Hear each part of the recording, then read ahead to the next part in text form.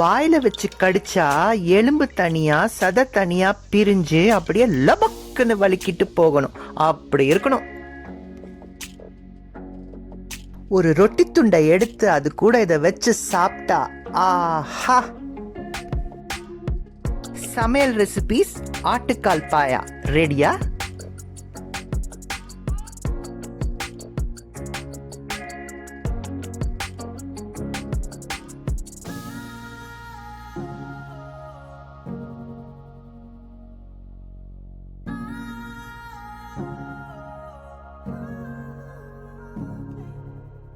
ஓகேங்க, ரெசிபி என்னன்னு பார்த்துருவோமா? ஆட்டுக்கால் பாயாவை வாங்கி வரும்போது சின்னதாக வெட்டி கொண்டு வந்துக்கலாம்.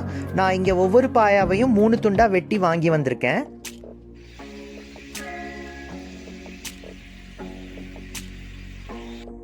அடுப்பை பற்ற வச்சாச்சு. 3 டேபிள் ஸ்பூன் எண்ணெயை விட்டுக்கலாம். கழுவி சுத்தம் பண்ணி வச்சிருக்க பாயாவை அதில் சேர்த்துருங்க.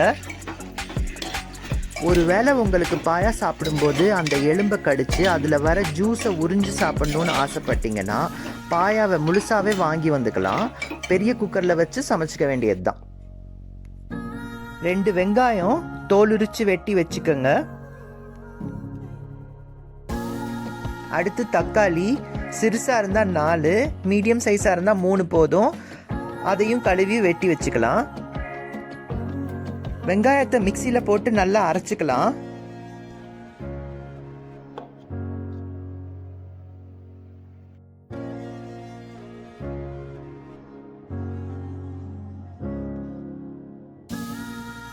அரைச்சு வச்ச ஆனியன் பேஸ்ட்டை பாயா கூட சேர்த்து விடுங்க.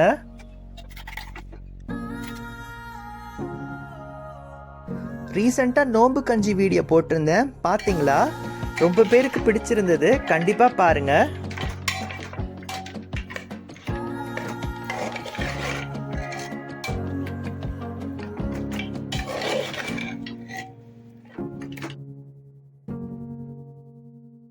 தக்காளியையும் நைஸாக மிக்சியில் போட்டு அரைச்சி எடுத்துக்கலாம்.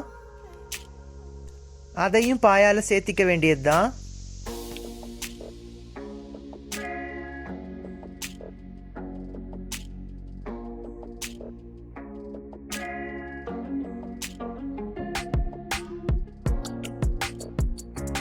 நல்ல கொதி வரட்டும். அடுத்து மசாலாக்கு கரம் மசாலா 3/4 டேபிள் ஸ்பூனு,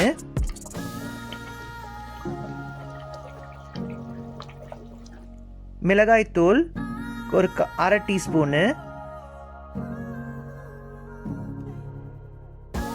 மஞ்சப்பொடி ஒரு 1/4 டீஸ்பூனு, இல்லை அதை விட கொஞ்சம் கம்மியாக இருந்தால் கூட போதும்.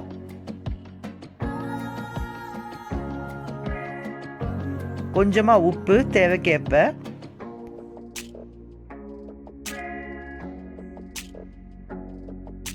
இந்த மசாலா அத்தனையும் சேர்த்து கிளறி விட்டுருங்க.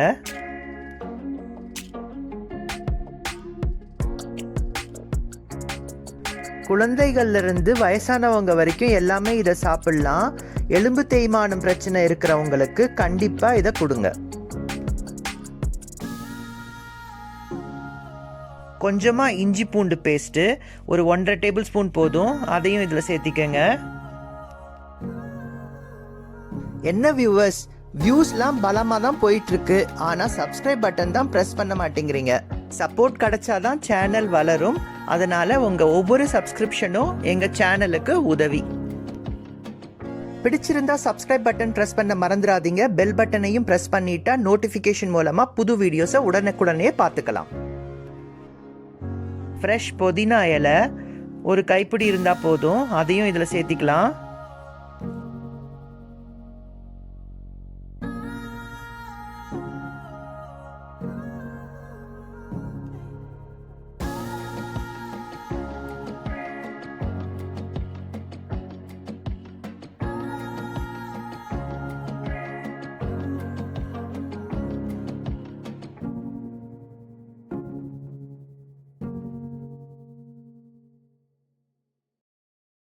அடுத்து தேங்காய் பத்தை போட்டு எடுத்து அதை சின்ன சின்னதாக வெட்டி அதையும் மிக்சியில் போட்டு நைஸாக அரைச்சி எடுத்து வச்சுக்கலாம்.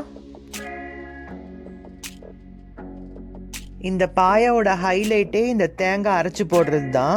ஏன்னா இது போடுறதுனால தான் அந்த திக்னஸ் நல்லா வரும்.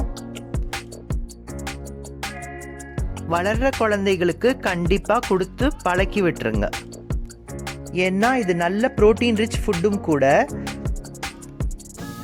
Vitamin B, minerals, calcium, iron, phosphorus அப்படின்னு நிறைய விஷயம் இதில் இருக்குது. அதுவும் இல்லாமல் bone strength, immunity booster, gut cleaning அப்படின்னு நிறைய ப்ளஸ் சொல்லிகிட்டே போகலாம். பீஃப் சிக்கனை கம்பேர் பண்ணும்போது இதில் கொலஸ்ட்ரால் கம்மியும் கூட. போஸ்ட் இல்னஸ் ரிகவரி, அதாவது ரொம்ப நாள் உடம்புக்கு முடியாமல் இருந்து பாடி வீக்காக இருக்குது அப்படின்றவங்க கண்டிப்பாக இது சாப்பிடுங்க, உதவும். அரைச்ச தேங்காய் ஒரு 1/4 கப் அளவு இருந்தால் போதும். அந்த அளவுக்கு இருக்கிற மாதிரி பார்த்துக்கோங்க. அதையும் இதில் சேர்த்து விட்டுற வேண்டியது தான்.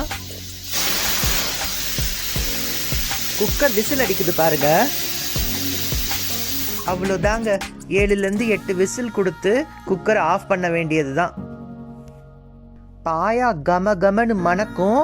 ரொட்டி கொண்டு வாடா, பாயா துண்ணலான்னு குக்கர் உங்களை கூப்பிடும். பாருங்க எவ்வளோ நல்லா வெந்திருக்கு. அவ்வளோதான், சர்வ் பண்ண வேண்டியது தான் பாக்கி. என்ஜாய். இது வளவலன்னு இருக்கிற பாயா இல்லை, சொல்லிட்டேன். அதனால் வளவலன்னு நான் பேசலை, மலமலன்னு நீங்கள் சப்ஸ்கிரைப் பட்டன் ப்ரெஸ் பண்ணிவிட்டு கலகலன்னு சிரிச்சிட்டு உங்கள் வேலையை பார்ப்பீங்களாம்.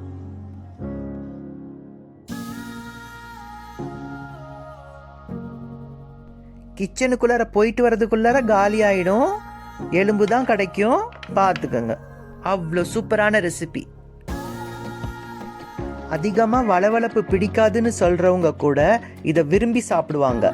ஏன்னா இது குர்மா ஸ்டைலில் இருக்கும். ரொம்பவும் ஸ்டிக்கியாவோ இல்லை வளவலனோ இருக்காது. வீடியோ பிடிச்சிருக்குன்னா சேவ் பண்ணி வச்சுக்கோங்க. ரெசிபி நல்லா இருக்குன்னா வீடியோவை உங்கள் ஃப்ரெண்ட்ஸுக்கும் ஷேர் பண்ணுங்கள்.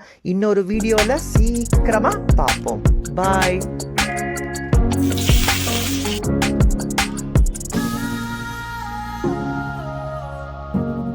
நீங்கள் சீ ஃபுட் பிரியர்னா கண்டிப்பாக எங்களோட சீ ஃபுட் பிளேலிஸ்ட்டை செக் பண்ணுங்கள்.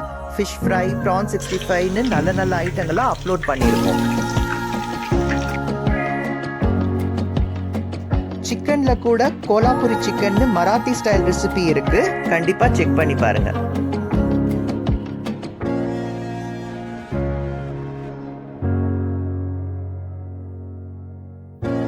வாயில வச்சு கடிச்சா எலும்பு தனியா சதை தனியா பிரிஞ்சு அப்படியே லவக்குன்னு வலிக்கிட்டு போகணும். அப்படி இருக்கணும்.